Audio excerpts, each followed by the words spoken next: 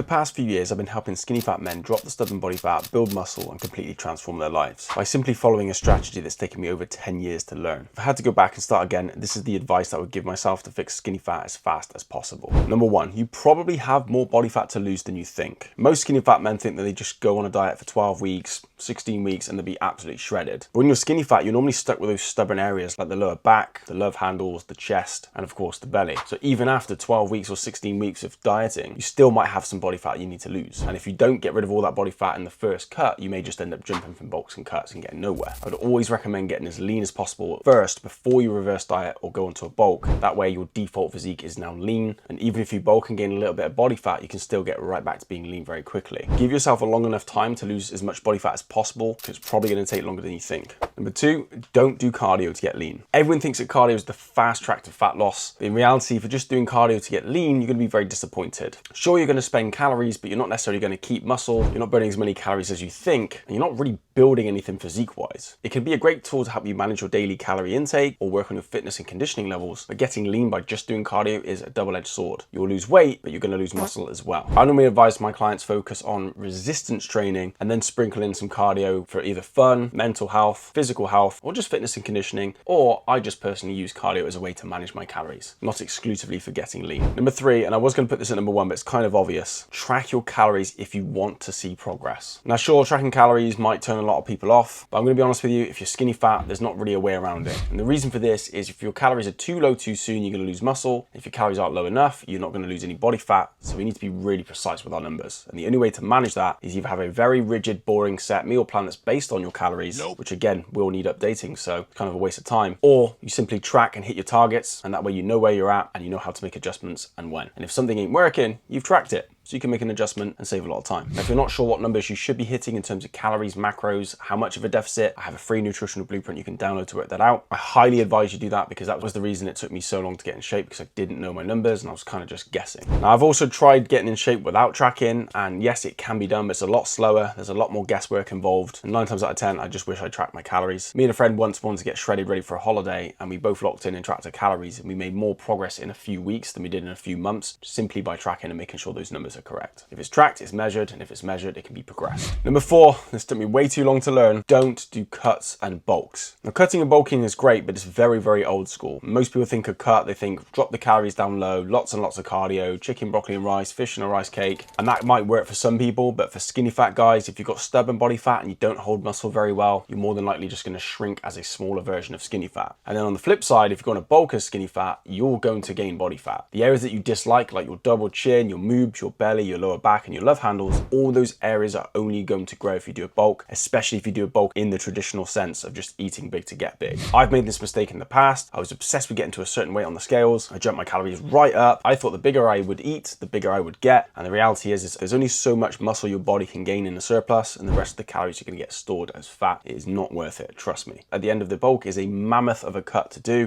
which means you may lose more muscle on the way down. Instead, what I opt for is mini recompositions, which is eating in a slight calorie deficit and focus on strength so that you lose body fat and keep muscle. And then once you're lean, slightly reverse diet to your new maintenance calories, and then eat in a small surplus, somewhere between 300 and 500, and spend the majority of the year in a lean surplus. That way you're keeping it lean, you're constantly adding strength and size, and you're only a few months away from bringing it back down and being shredded again. Plus, it helps you avoid getting stuck in that cycle of jumping from bulks and cuts, essentially gaining a bunch of body fat and losing a bunch of body fat. Number five, focus on the boring shit first. Way too many men are saying, hey, I want to get in shape. Should I take creatine? What multivitamin should I have? Should I take this fish oil? Should I do SARMs? Should I do that? What peptide should I take, bro? And they're asking all these questions before they've even been to the gym or stuck to a plan. This is quite literally putting the cart before the horse. If you would take two skinny fat men that both want to lose body fat and gain muscle, one guy's researching about BCAAs and what kind of pre-workout's best, and the other guy just focuses on getting to the gym 3 days a week, you can easily tell who's going to get the best results. Focus on the boring basic stuff first, because that's really what works. That's why the fitness industry is full of lies, because it's boring to say, hey guys, get in the gym and get stronger and just eat a little bit less food there, mate. So people reinvent the wheel and go,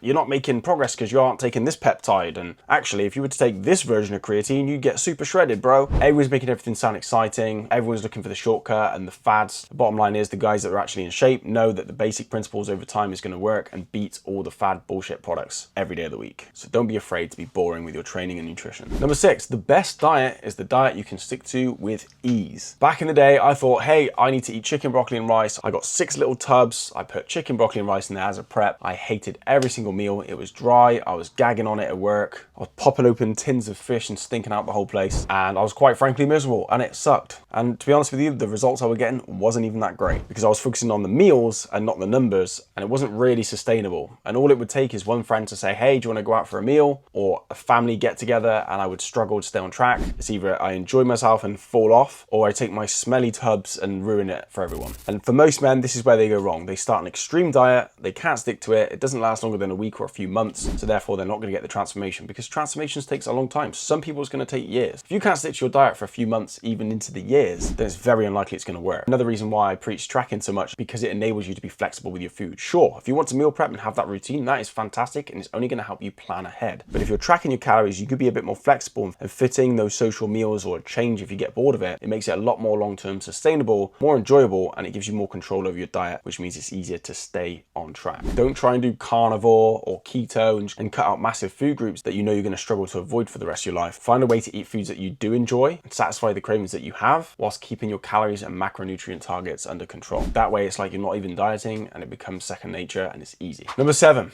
genetics are everything. If someone's 6 foot tall, they can't teach you how to be 6 foot tall. Some dudes have big chests, even if they only do push-ups, and some dudes will have a shite chest, even if they do loads of bench press. And the reason this is important is you might expect a certain result just because it worked for someone else. Whereas if they've got great genetics, their body's going to hyper respond and look better than you just because of the genetics, which means you can easily blame yourself or feel like you're doing it wrong. Whereas in reality, you're both doing the same thing, but someone might have better genetics than you. This is why fitness isn't one size fits all. What works for one guy might not work for the other. Me personally, my chest is terrible, so my training needed to be very chest focused. I had to be hyper aware of my biomechanics with my form, and by tweaking that, I was finally able to build my chest up a lot more than I did in the past by just following generic plans and generic advice. Number 8, if you're skinny fat, 90% of fitness advice isn't going to be very helpful for you. When it comes to weight loss, everyone's going to throw around the whole move more, eat less. And in principle, yes, that is a good blanket statement because that will cover about 90% of people's problems. If you're a big overweight dude that's 400 pounds, sure, if you go for a walk and eat some salads, you're going to see tremendous results for a long time. But if you're skinny fat, we're talking stubborn body fat. We may have hit some metabolic adaptation. We might have hit a plateau. So if you just keep eating less and moving more, you're eventually going to burn out and crash and either do a lot more damage than worth, or fall off and completely binge and go backwards. So it's not quite that simple. Skinny fat is a very specific problem. We're trying to lose body fat that's stubborn whilst increasing lean muscle mass. So if you try and do everything at once, you're just going to get lost. And if you jump from program to program, you're going to get stuck doing the same things, going backwards and forwards. And if you've plateaued, you need to be a lot more strategic. So a lot of the fitness advice that's being given out may not be applicable to you as a skinny fat guy. Just make sure that the plan you're following and the nutrition strategy that you're following is specific to being skinny fat. Too many dudes just download random workout apps, follow a random workout plan. It's completely not coherent with the results that they want. There's no point doing kettlebell swings if you're trying to get yourself abs. So make sure the plan you're following is in line with the goals that you have. Number 9, just because someone is in great shape doesn't mean they give good fitness advice. Now, this isn't a particular attack at anyone, but one big mistake that cost me absolute years and years of time and faff and wasted effort in the gym was taking advice from guys that look great. Some dudes have great genetics and a great physique at the start, and all they need to do is a few pull-ups, dips, bicep curls, and they look amazing. And that doesn't mean you can't take advice from them, but just be aware, because I took advice from several people that were in great shape, and when you see their before photos, they've always looked like that. Or some of them later disclose that they are taking performance-enhancing drugs, which is going to be one of the main reasons they have made all that progress, not just from the advice that they're giving. So still listen and learn from as many people as you can, but don't get distracted. Focus on what's going to work for you, not what someone tells you is going to work for you. Number 10, avoid being all or nothing. Now, I used to think being all or nothing was great. I thought, going all in, all or nothing, burn the ships, burn the bridges, you're going to get everything done right. But the problem with this mentality is as soon as something isn't quite perfect or you miss one thing, people tend to quit. They do a meal prep for the week, they do amazing on Monday, amazing on Tuesday, Wednesday, they have a beer, they miss a meal, and they go, fuck it, and they just completely sabotage it because it's not perfect. All or nothing. Whereas in reality, you're not going to be perfect. You can't be perfect. All you can do is aim to be as close to 10 out of 10 as you can, and if you get an 8 out of 10 for your week, so be it. It's still on the right side of the coin, in the right direction the majority of the time. Sure, you might mess up on your diet, you might have a cheat meal, you might miss a workout. Just roll with it and try and pick it up the next day. All you can do is win the day win the weeks, win the months, and that's how you get the best transformation within the years. Whereas if you go all in, oh, it didn't work, I'll wait until I can go all in again, probably going to procrastinate on perfection, get paralysis by analysis, and just get nowhere. I'm guilty of this, and it wasted me a lot of time. Don't try and be perfect and go all in. Just do the best that you can right now and slowly improve over time if you can. Number 11, don't rush the process. Now, I know it's tempting. We all want to get abs yesterday, right? We want to get big, shredded, stronger, leaner now. That's how the world is. That's how we are as humans. We want it quick, right now. But that doesn't exist, and that's not how it's going to work. If you rush the process, you risk causing more damage than good. I'll give an example. I once wanted to get to 180 pounds big, muscular, and lean, and I started at 120. I got to 140, 160. I was a little bit fluffy, so I went on a cut. I went right back down to 140, and I panicked, so I thought, damn it, I'm going to go for that 180. And I bulked and lifted, whatever. I got to 180. I got on the scales. I was like, yes, I hit 180, amazing. But I looked and felt like shit. I basically had just gotten fat. I'd rushed to try and get to 180 because in my head, I thought I would look big, strong, lean, but I actually just looked like a sack of potatoes. And that's because I rushed it. I was gaining fat, not muscle, because muscle gain is slow and fat loss is slow. I overdid it. Don't rush the process. The same can be for going on a cut. The amount of dudes I spoke to that said they wanted to get shredded in like 8 weeks, 12 weeks, they just yeet their calories down right crazy low and they start to lose muscle tissue. They start to get metabolic adaptation. They haven't got the energy to train, perform, and recover. And they go catabolic and they just feel like crap and they make themselves unwell. And by the time they get back to normal eating, they've kind of put all the weight back on after losing the muscle, essentially going backwards. It does take time. I know it's kind of not cool and sexy to say that getting results is slow. But that's the reality. The internet's going to promise you 6-week abs, 5-second biceps, blinking ball sack. They're just going to give you all this bullshit. And the ironic thing is, the guy that's given the advice has been training for 10 years. So look at what they've done, not what they say. That segues really well into lesson number 12, and that is chase one rabbit at a time. And this is based on that famous metaphor, if you chase 2 rabbits, you're going to catch neither one. And what I mean by this is if you try and bulk and cut at the same time, you're basically going to stay in the same spot. A lot of dudes will try and do a bulk for a week and then go on a cut for a week and essentially get nowhere. I used to do this as well. I'm like, oh, I'm going to go on a cut for these few weeks, get shredded, then I'm going to go on a bulk for 6 weeks and then go on a cut again. Ultimately, just going backwards and forwards. You're literally chasing 2 rabbits at once, which means you catch neither one. Whereas if you focus on one thing at a time and absolutely nail it and then adjust and go and chase the next rabbit, you're going to get yourself a lot of rabbits. And the chances are, if you're skinny fat, you should probably focus on getting rid of the body fat first with a recomposition, because that way you're going to lose body fat. You might even gain muscle depending on genetics and starting point, but either way, at the end of it, you're going to be stronger, leaner, and have more muscle mass and less body fat. Then reverse diet, then focus on a muscle growing phase. Chase that one rabbit first, then go get the other one. Number 13, this is quite important. Have a short-term goal on the way to your long-term goal. Now you need both. A short-term goal on its own is kind of pointless because as soon as you reach it, you're going to be lost and think, now what? And it's not particularly that exciting. Whereas a long-term goal is very, very important, but if you don't have short-term goals on the way, it's easy to kick the can down the road, procrastinate, and put it off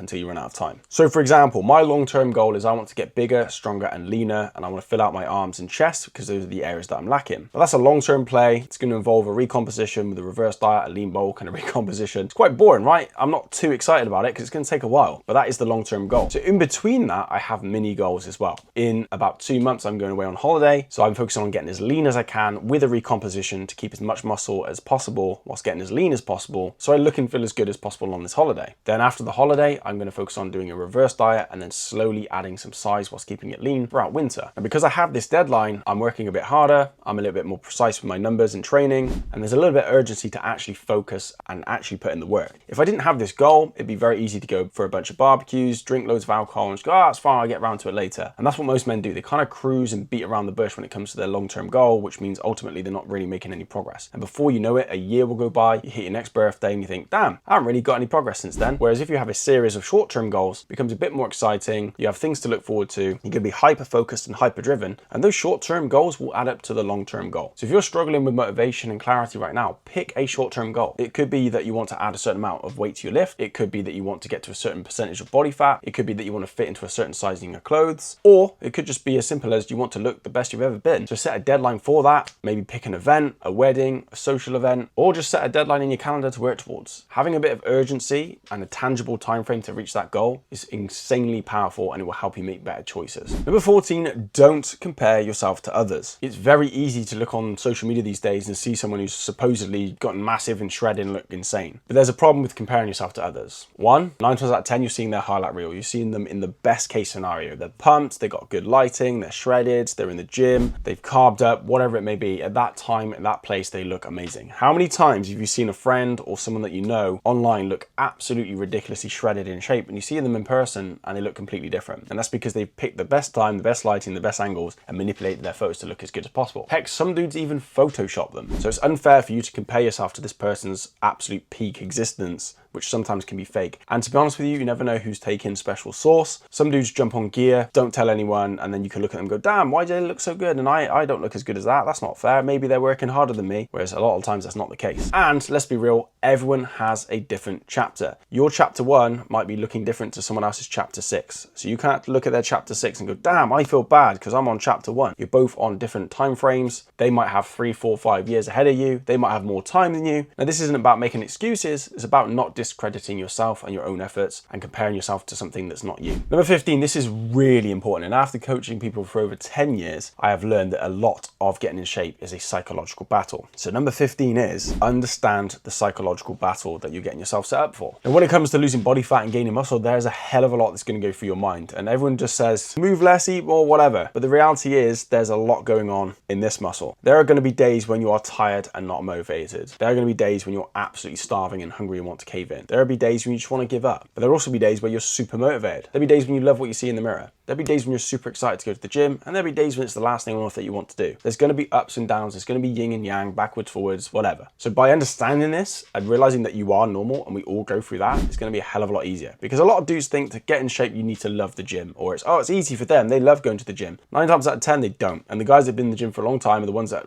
are least motivated because they've been doing it for so long. And that's part of the mental battle. But on the flip side, no one really talks about this point, and this is something that I really struggle with, is when you're dieting and going on a calorie deficit, you're eating less carb. So you have less glycogen, which means your muscles and physique looks flatter. So in your head, you're going to feel like you're losing muscle, you're going to feel weak, you're going to feel small, and you're going to get that little voice in your head that goes, damn man, you're losing muscle, you're trying to get bigger, but you're losing all this muscle, and then it kind of perpetuates you wanting to go into a bulk. But then if you go into a bulk, you saturate yourself full of carbs and glycogen, so you feel thick and full and strong, but then you're kind of puffy and soft, and then you're going to think, I feel like I'm getting a bit fat here, maybe I should go on a cut. And that's the psychological battle. It's going to be backwards, forwards, you're going to get stuck in that bro cycle. I've had plenty of clients get stuck in that, I've been stuck in that, and that's why it took me so long to get in shape. So just by simply understanding and managing your thoughts and pre-framing what to expect makes things a hell of a lot easier. And to be honest with you, that's a lot of the reasons why people hire a coach, is to keep their head on straight, keep them focused, keep their head above water, sort of talk them off the ledge, as it were. So just make sure that you manage the mental side of things, because you are going to have to say no to social events, you are going to have to say no to certain foods, and you are going to have to train when you're tired and not motivated. That is normal. That is what it takes. As long as you understand that and expect that and manage your expectations to have to deal with that, it becomes a little bit easier to manage. Number 16, again,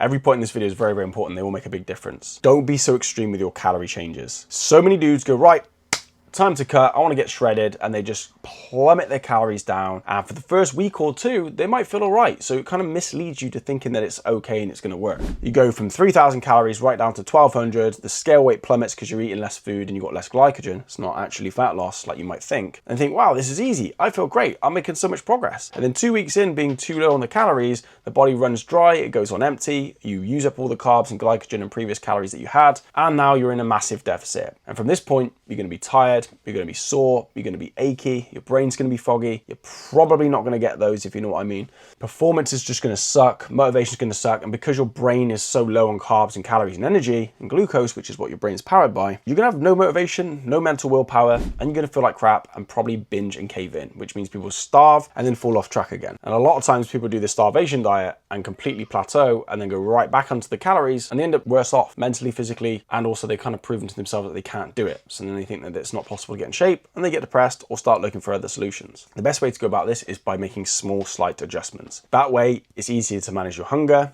your body can metabolically adapt with you, it's less extreme, your performance and conditioning can come around with it, and it's just a lot healthier and more manageable. Now, speaking of big calorie jumps, number 17, we need to be clear on metabolic adaptation. And this is an important one, and it's something that people normally learn a lot later into their journey. But what this simply means is if you're eating 2,000 calories and that's a calorie deficit for you, your metabolic rate will slowly adapt to make those calories work, essentially becoming more efficient with less calories, which is why most men lose weight and then hit a wall and they hit a plateau. So you're probably thinking, well, do I just eat less then? And yeah, sometimes that might be the case, but there's only so low you can get your calories down to before it becomes detrimental to keeping muscle and not getting ill. So one way to help avoid this plateau with metabolic adaptation is, first things first, make sure that your food is accurate, because you could be completely off already, and obviously tracking helps do that. But by getting stronger in the gym, you're going to spend more calories, put more demand on lean mass, and essentially help avoid that plateau metabolic wise. If your body's having to lift heavy weight over and over again, then the long-term adaptation is that your body needs more calories to keep up with that. So instead of lowering your calories and eating less, eat a healthy, sustainable amount, just slightly below your maintenance, and then do the rest with the progression in the gym. That way you're still eating to fuel the workouts, you're going to be able to keep more muscle, and then your body gets fitter and more conditioned and can continue with that performance and that output, which can also help you avoid that metabolic adaptation, because what got you here won't get you there. You have to make adjustments over time, and that is one of the biggest lessons that most people don't learn. They follow a plan, they hit a wall, they don't know what to do, so they either fall off and then come back to it later and it works again for a bit because they've fallen off, or they jump and try silly fad diets, see a temporary change because it's new, and ultimately get nowhere. Whereas if you learn how to adapt and adjust so you don't hit that plateau and you avoid metabolic adaptation through training and adjustments with your food, you're far more likely to succeed and continue to move forward week on week, month to month. Now, speaking of metabolic adaptation, if you want to keep your results long term and actually build a physique that's sustainable, number 18, we want to get stronger if you want to keep your results. Now, a lot of dudes go on a diet, they do lots of running, lots of cardio, lifting weights, all that kind of stuff, but they don't necessarily focus on getting stronger. So they might lose some body fat, gain a little bit of muscle, and that's kind of it. And then if they stop or deviate from that plan or just keep doing the same plan without any progression, they sometimes go backwards. But if we focus on getting stronger in the gym, your body's output is getting increased and increased and increased. So your body needs to be capable of that output through that resistance training. So what this does in the long term is your body needs to have a bias towards holding lean mass to continue to be strong in the gym. And of course, the more lean mass you have, the more calories your body needs to sustain that lean mass. So essentially building your capacity to eat more and be sustainable. I'll be real with you, no one wants to be in a calorie deficit their whole life. It's not necessarily healthy. And the longer you're in a deficit, the more you're going to struggle in the bottom end of it. Whereas if you get stronger and add more lean mass, then you can actually eat a realistic amount of calories to sustain your physique. And then if you do need to tidy up or get lean for a holiday or a social event, then it's going to be a little bit easier to manage and the calories are going to be higher than you think. Essentially, bulletproofing your physique or actually building your capacity to keep the physique. Number 19, very important. I've kind of already touched upon this, but that is focus on one metric of overload at a time. It's very easy to go to the gym and do some cardio, do some hypertrophy, do some drop sets, trisets, supersets, bit of deadlifts, 1 rep max, and you're kind of doing everything, right? You're spreading yourself too thin, which means nothing's really progressing. Whereas if we pick one metric of overload at a time, or one mesocycle, then it's going to be far easier to actually overload and succeed at that. If you're trying to get fitter and more explosive with your movements, but improve your time under tension whilst getting stronger, you're not really going to see much progress in either one. But if you focus specifically on just getting stronger and adding weight to certain lifts, you're far more likely to succeed, especially if you're on a calorie deficit, because you've got limited energy, limited glycogen, and limited performance. So if you spread that throughout the whole workout on every metric, it's not going to work. So if we focus that little bit of limited energy we have on getting stronger each week and remain consistent with that, you're far more likely to see significant progress. And when it comes to plateauing, which is inevitable, once your body gets used to that strength metric and nothing's working, you could then change the overload metric. You could then focus on time under tension. You could focus on improving form. You could focus on increasing frequency and or volume. That way you get the intended benefit from that overload metric. And then once that stops, you can focus on another one and move it forward. So almost like climbing a ladder one step at a time instead of just trying to get all of them. So you're actually training with purpose. Number 20, it took me way too long to learn this, but it's not the transformation that's going to make you feel better about yourself,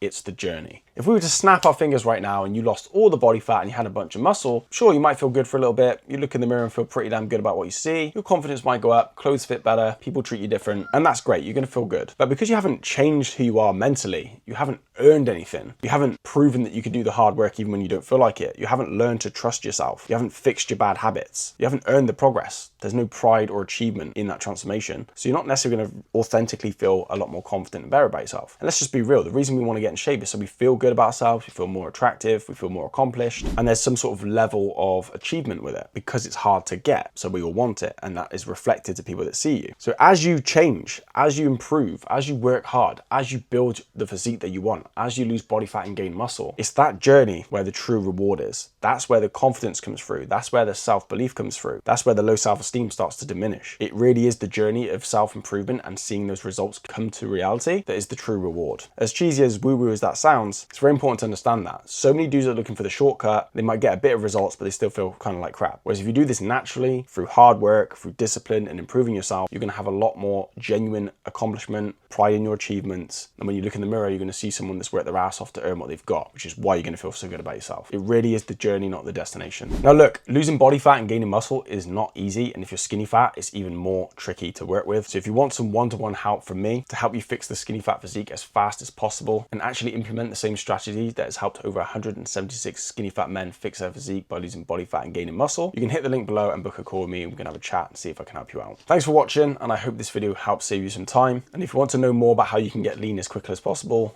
click this video over here and give that a watch.